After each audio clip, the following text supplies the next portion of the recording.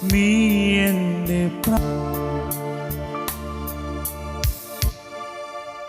പരിശുദ്ധ പരമ ദിവ്യകാരുണ്യത്തിന് എന്നേരവും ആരാധനയും സ്തുതിയും പുകഴ്ചയും ഉണ്ടായിരിക്കട്ടെ. ദൈവസന്നിധിയിൽ എഴുന്നേറ്റ് നിൽക്കാം. ലോകത്തിൻ്റെ നാനാഭാഗങ്ങളിൽ നിന്ന് നമ്മോടൊപ്പം പ്രാർത്ഥനയിൽ ചേരുന്ന വ്യക്തികളുണ്ട്. ദൈവത്തിൻ്റെ കരുണയ്ക്കായി നമ്മൾ പ്രത്യേകം പ്രാർത്ഥിക്കുന്ന സമയം ദിവ്യകാരുണ്യനാഥൻ നമ്മുടെ മുമ്പിൽ എഴുന്നള്ളിയിരിക്കുന്നു. ദൈവം നമുക്കിത്രമാത്രം സമീപസ്ഥനായിരിക്കുന്നതിനെ ഓർത്തും നമ്മുടെ എല്ലാ പ്രാർത്ഥനകളും നമ്മുടെ എല്ലാ അവസ്ഥകളും ആവശ്യങ്ങളും ഏറ്റെടുത്ത് നമ്മെ അനുഗ്രഹിക്കുന്ന ഈ നിമിഷങ്ങളെ ഓർത്ത് അല്പസമയം നമുക്ക് സ്വതന്ത്രമായിട്ട് ദൈവത്തെ സ്തുതിക്കുകയും മഹത്വപ്പെടുത്തുകയും ചെയ്യാം. യേശുവേ നന്ദി, ഹല്ലേലൂയ ഹല്ലേലൂയ. യേശുവേ ആരാധന, യേശുവേ ആരാധന, യേശുവേ നന്ദി, ഹല്ലേലൂയ ഹല്ലേലൂയ. മാലാഖവൃന്ദങ്ങളോട് ചേർന്ന് ഞങ്ങളും അങ്ങയെ സ്തുതിക്കുന്ന കർത്താവേ, ഞങ്ങൾ അങ്ങയെ ആരാധിക്കുന്നു. ഞങ്ങളെ അനുഗ്രഹിക്കണമേ, ഞങ്ങളുടെ നിയോഗങ്ങളെ അനുഗ്രഹിക്കണമേ എന്ന് പ്രാർത്ഥിക്കുന്നു. Hallelujah hallelujah.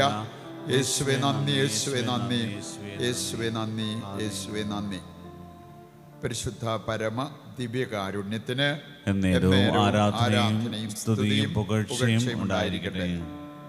ഈ മണിക്കൂർ ദൈവാനുഗ്രഹത്തിൻ്റെ വലിയ മണിക്കൂറാണ്, കരുണയുടെ മണിക്കൂറാണ്. നമുക്ക് അബോധ്യത്തോടെ പ്രാർത്ഥിക്കാം. നമ്മുടെ പ്രാർത്ഥനകൾ ചോദിച്ചിട്ടുള്ള നിരവധി ആളുകൾ, കർത്താവിൻ്റെ കാരുണ്യം വളരെ ആവശ്യമായിട്ടുള്ള നിരവധി വ്യക്തികൾ, നമുക്കവരെല്ലാം ഓർക്കാം. ഈ മണിക്കൂറിൻ്റെ അനുഗ്രഹം നമ്മളിലേക്കും നമ്മുടെ കുടുംബത്തിലേക്കും മാത്രമല്ല, ലോകം മുഴുവനിലേക്കും വന്നു നിറയുവാൻ ആഗ്രഹിച്ച് നമുക്ക് പ്രാർത്ഥിക്കാം. ഈശോയുടെ തിരുഹൃദയത്തിൽ നിന്ന് ഞങ്ങൾക്ക് കാരുണ്യ സ്രോതസ്സായി ഒഴുകിയിറങ്ങിയ തിരുരക്തമേ, തിരുജലമേ, ഞങ്ങൾ അങ്ങിൽ ശരണപ്പെടുന്നു. ഈശോയുടെ തിരുഹൃദയത്തിൽ നിന്ന് ഞങ്ങൾക്ക് കാരുണ്യ സ്രോതസ്സായി ഒഴുകിയിറങ്ങിയ തിരുരക്തമേ, തിരുജലമേ, ഞങ്ങൾ അങ്ങിൽ ശരണപ്പെടുന്നു. ഈശോയുടെ തിരുഹൃദയത്തിൽ നിന്ന് ഞങ്ങൾക്ക് കാരുണ്യ സ്രോതസ്സായി ഒഴുകിയിറങ്ങിയ തിരുരക്തമേ, തിരുജലമേ, ഞങ്ങൾ അങ്ങിൽ ശരണപ്പെടുന്നു. ഉസ്സസ്ഥാനങ്ങളിരുന്ന് ദൈവത്തിൻ്റെ കരുണയെക്കുറിച്ച് ധ്യാനിക്കാം. ഈ കരുണയ്ക്ക് വേണ്ടി നമുക്ക് ദൈവത്തോടെ വിളിച്ചപേക്ഷിക്കുകയും ചെയ്യാം.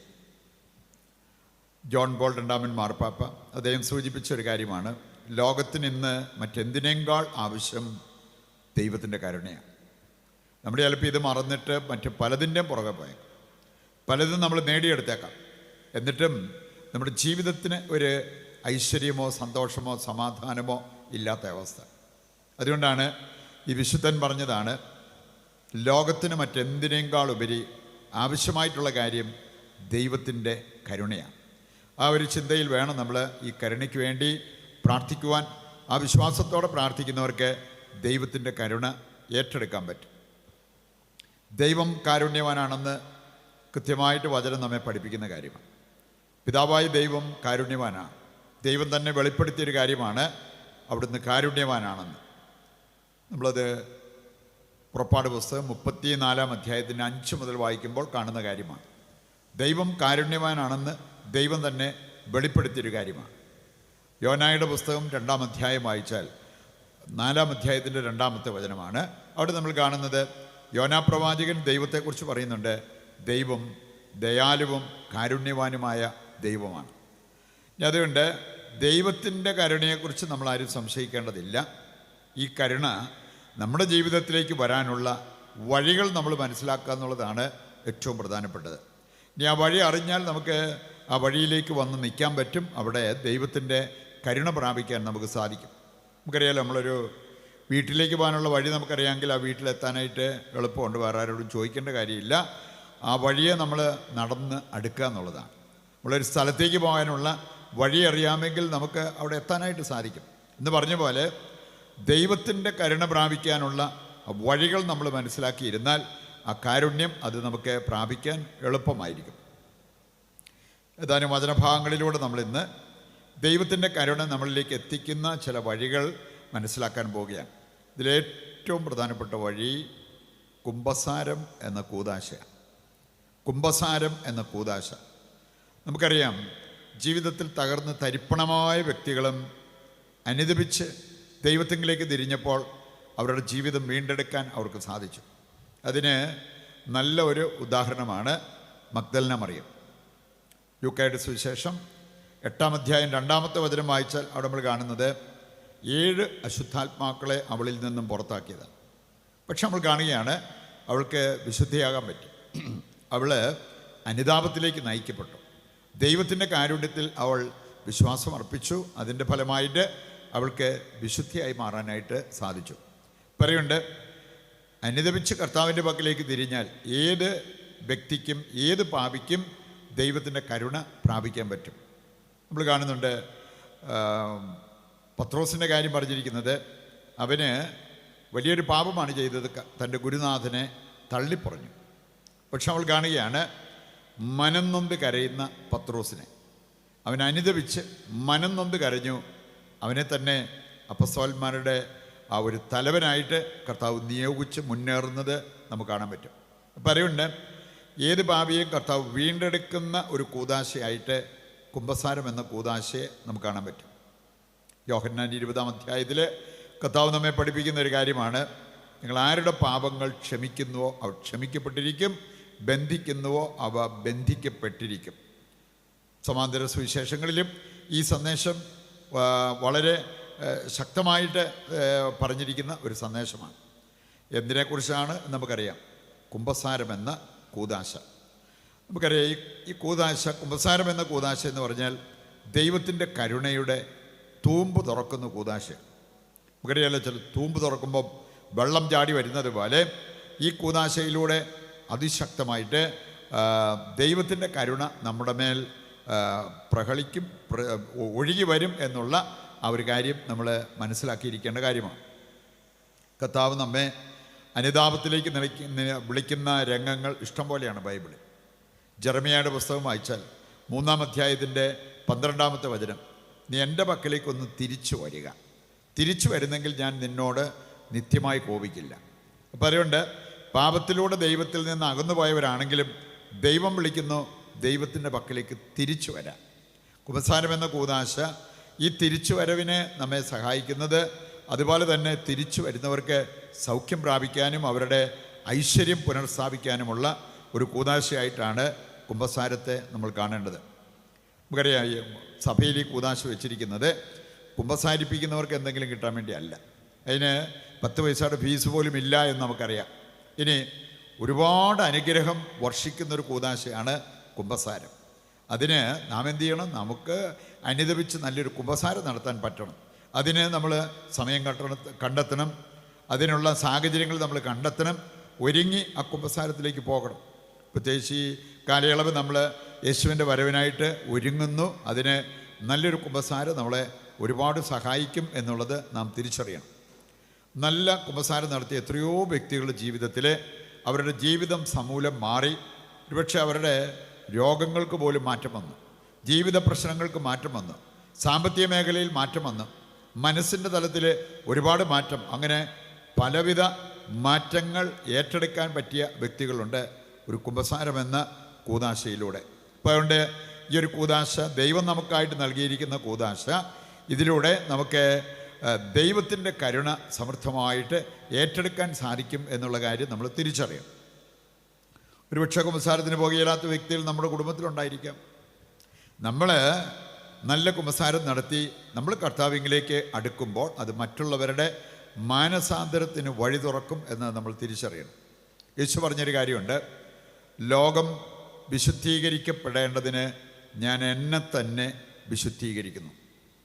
ലോകം വിശുദ്ധീകരിക്കപ്പെടേണ്ടതിന് പാപമറിയാത്തവൻ അവനെ തന്നെ വിശുദ്ധീകരിക്കുന്നതാണ് നമ്മൾ കാണുക. പറയുന്നുണ്ട്, നമ്മുടെ പാപജീവിതം ഉപേക്ഷിക്കുകയും നമ്മളെ വിശുദ്ധീകരണം ഏറ്റെടുക്കുകയും ചെയ്യുമ്പോൾ നമ്മുടെ കൂടെ വസിക്കുന്നവരിലും നമ്മുടെ കുടുംബാംഗങ്ങളിലുമൊക്കെ അതിൻ്റേതായിട്ടുള്ള നന്മകൾ വരും, മാറ്റങ്ങൾ വരും എന്നുള്ള ആ ഒരു കാര്യം നമ്മൾ തിരിച്ചറിഞ്ഞ് മുന്നോട്ട് പോകേണ്ടതായിട്ടുണ്ട്. രണ്ടാമതായിട്ട് നമുക്ക് ദൈവകരുണ നമ്മുടെ മേൽ എത്തിക്കുന്ന ഒരു പ്രധാനപ്പെട്ട കാര്യമായിട്ട് നമുക്ക് കാണാൻ സാധിക്കും, ദൈവത്തിൽ വിശ്വാസമർപ്പിച്ച് ജീവിക്കുന്നത്. ഇതിനൊരു തെളിവാണ് മർക്കോസ് 9:23 വചനം വായിച്ചാൽ നമ്മൾ കാണുക. വചനം കൃത്യമായിട്ട് പറയുന്ന ഒരു കാര്യമാണ്, ദൈവത്തിൽ വിശ്വാസമർപ്പിച്ച് ജീവിക്കുന്നവർക്ക് അവിടുത്തെ കരുണ ലഭിക്കും, അവരെ ഈ കരുണ അനുഗമിക്കും. മാത്രമല്ല മർക്കോസ് 9:23 നമ്മൾ വായിക്കുന്നത്, വിശ്വസിക്കുന്നവർക്ക് സകലതും സാധ്യമാണ്. പറയുന്നുണ്ട്, കരുണ പ്രാപിക്കാൻ ആഗ്രഹിക്കുന്നവരും ദൈവത്തിൽ വിശ്വാസം അർപ്പിച്ച് പ്രാർത്ഥിക്കുമ്പോൾ ഈ ഒരു കാര്യം സാധിക്കും എന്നുള്ള ആ ഒരു തിരിച്ചറിവ് നമുക്കുണ്ടാകണം. ബൈബിളിൽ വിശ്വാസത്തിൻ്റെ ശക്തി എത്ര വലുതാണെന്ന് വചനം നമ്മെ പഠിപ്പിക്കുന്നുണ്ട്. ഇഷ്ടം പോലെ വചനങ്ങളിലൂടെ വിശ്വസിച്ചാൽ ദൈവം നമ്മുടെ കാര്യങ്ങൾ നടത്തിത്തരും. വിശ്വസിക്കുന്നതിൻ്റെ ഫലം വളരെ വലുതായിരിക്കും എന്നുള്ളത് നമുക്കറിയാം. യാക്കോബ് ശ്ലീഹ 5:15 വായിച്ചാൽ അവിടെ പറഞ്ഞിട്ടുണ്ട്, വിശ്വാസത്തോടെയുള്ള പ്രാർത്ഥന രോഗിയെ സുഖപ്പെടുത്തും, കർത്താവ് അവനെ എഴുന്നേൽപ്പിക്കുകയും ചെയ്യും. അപ്പം അറിയുണ്ട്, നമ്മുടെ ജീവിതത്തിൽ എഴുന്നേൽക്കാൻ, ജീവിതത്തിൽ അഭിവൃദ്ധി പ്രാപിക്കാൻ നമ്മെ സഹായിക്കുന്ന ഒരു കാര്യമാണ് ദൈവത്തിൽ വിശ്വാസം അർപ്പിച്ച് നമ്മൾ ജീവിക്കുന്നത്. ഒരുപക്ഷെ നമ്മുടെ കഴിവുകൊണ്ടോ നമ്മുടെ കൂട്ടുകാരുടെ സാമർഥ്യം കൊണ്ടോ ഒന്നും നടക്കാതെ പോയ കാര്യങ്ങൾ ദൈവത്തിൽ വിശ്വാസം അർപ്പിച്ച് പ്രാർത്ഥിക്കുമ്പോൾ ദൈവം അത് ഏറ്റെടുത്ത് നടത്തി തരുന്ന അനുഭവം ഉണ്ടാവും.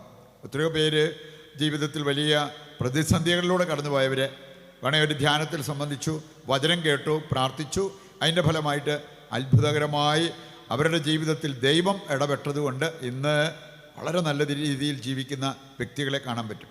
ഇപ്പം അറിവുണ്ട്, ഇന്നലകളിൽ നമ്മുടെ കഴിവുകൊണ്ട് നടക്കാതെ പോയ കാര്യങ്ങൾ ഇന്ന് കർത്താവിൻ്റെ കരങ്ങളിലേക്ക് നമ്മളെ സമർപ്പിച്ച് വിശ്വാസത്തോടെ നമ്മൾ പ്രാർത്ഥിക്കുമ്പോൾ, ദൈവത്തിൽ വിശ്വാസം അർപ്പിച്ച് നമ്മൾ ജീവിക്കുമ്പോൾ അത് നമ്മുടെ ജീവിതത്തിൽ സാധ്യമാകും. വീണ്ടും നമുക്ക് കാണാൻ സാധിക്കും, ദൈവത്തിൻ്റെ കരുണ ലഭിക്കാൻ വളരെ നല്ല ഒരു കാര്യമായിട്ട് വചനം എടുത്തു പറയുന്നത് പ്രാർത്ഥിക്കുക എന്നുള്ളതാണ്. നമുക്കറിയാമല്ലോ, നമ്മുടെ കഴിവുകൊണ്ട് നടക്കാത്തത് പ്രാർത്ഥിക്കാൻ തുടങ്ങുമ്പോൾ നമ്മുടെ ജീവിതത്തിൽ നടക്കുന്നത് കാണാൻ പറ്റും. കാരണം പ്രാർത്ഥന നമ്മുടെ ജീവിതത്തിൽ പലതും സാധ്യമാകും. ഈ പ്രാർത്ഥനയ്ക്ക് പകരം വെക്കാൻ മറ്റൊന്നില്ലെന്നാണ് വിശുദ്ധർ പഠിപ്പിച്ചിരിക്കുന്നത്. അതുകൊണ്ട് നമ്മൾ പ്രാർത്ഥിക്കേണ്ടതുപോലെ പ്രാർത്ഥിക്കുമ്പോഴാണ് പ്രാർത്ഥനയിലൂടെ നമുക്ക് ലഭിക്കുന്ന കാര്യങ്ങൾ നമ്മുടെ ജീവിതത്തിൽ സാധ്യമാവുക. സങ്കീർത്തനം 50:15 വചനമെടുത്താൽ സങ്കീർത്തനം 50:15 പറഞ്ഞിരിക്കുന്നത്, നിൻ്റെ കഷ്ടതയിൽ നീ ദൈവത്തോട് വിളിച്ചപേക്ഷിക്കുക, ദൈവത്തോട് കരഞ്ഞ് പ്രാർത്ഥിക്കുക, അപ്പോൾ ദൈവം നിൻ്റെ കാര്യങ്ങൾ സാധിച്ചു തരും. അപ്പോൾ അതുകൊണ്ട് ദൈവത്തിൻ്റെ കരുണയ്ക്ക് വേണ്ടിയാണെങ്കിലും നമ്മൾ നിലവിളിച്ച് പ്രാർത്ഥിക്കുന്നത് ഒരുപാട് ഉപകരിക്കും. ലൂക്കായുടെ സുവിശേഷം 18:7 വായിച്ചാൽ അവിടെ പറഞ്ഞിട്ടുണ്ട്, രാവും പകലും കർത്താവിനോട് നിലവിളിച്ചപേക്ഷിക്കുന്നവരുടെ നിലവിളി കർത്താവ് കേൾക്കാതെ പോകുമോ?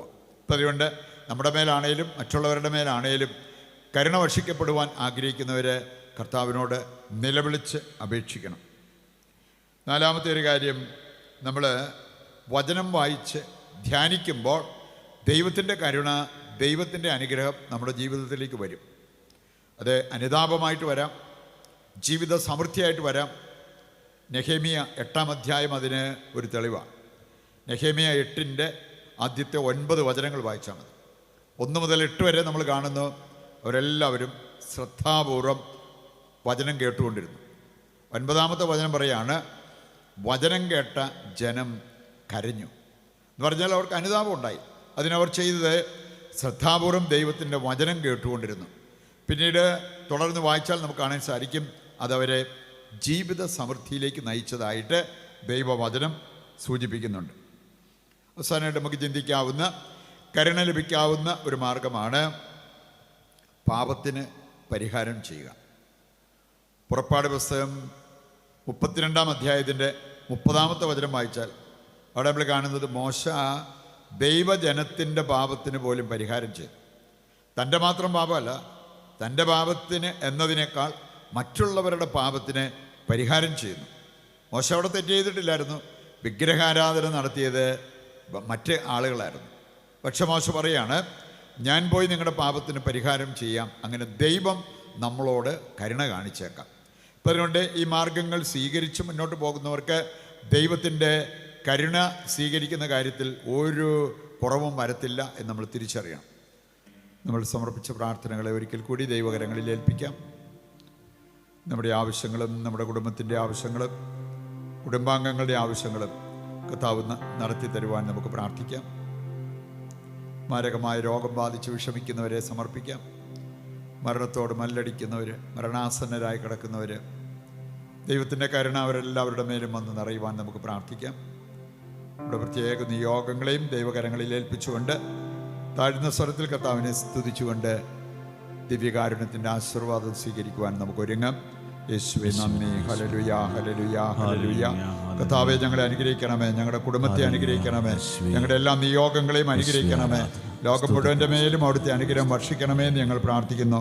കർത്താവേ, അവിടുത്തെ കാരുണ്യം ഞങ്ങളിൽ വന്ന് നിറയട്ടെ എന്ന് ഞങ്ങൾ പ്രാർത്ഥിക്കുന്നു. Hallelujah, hallelujah, hallelujah, hallelujah. യേശുവേ.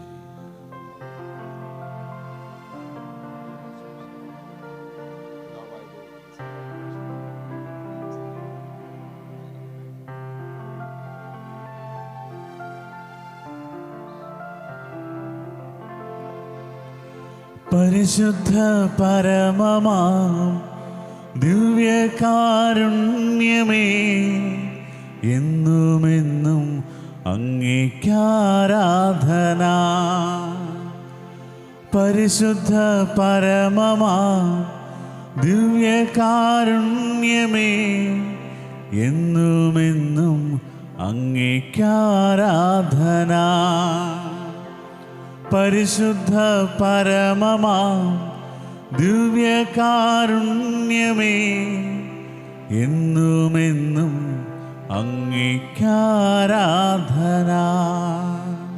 പരിശുദ്ധ അമ്മയുടെ മാധ്യസ്ഥം നമുക്ക് തേടാം. നന്മ നിറഞ്ഞ മറിയമേ സ്വസ്തി, കർത്താവ് അങ്ങയുടെ കൂടെ സ്ത്രീകൾ അങ്ങ് അനുഗ്രഹിക്കപ്പെട്ടവളാകുന്നു.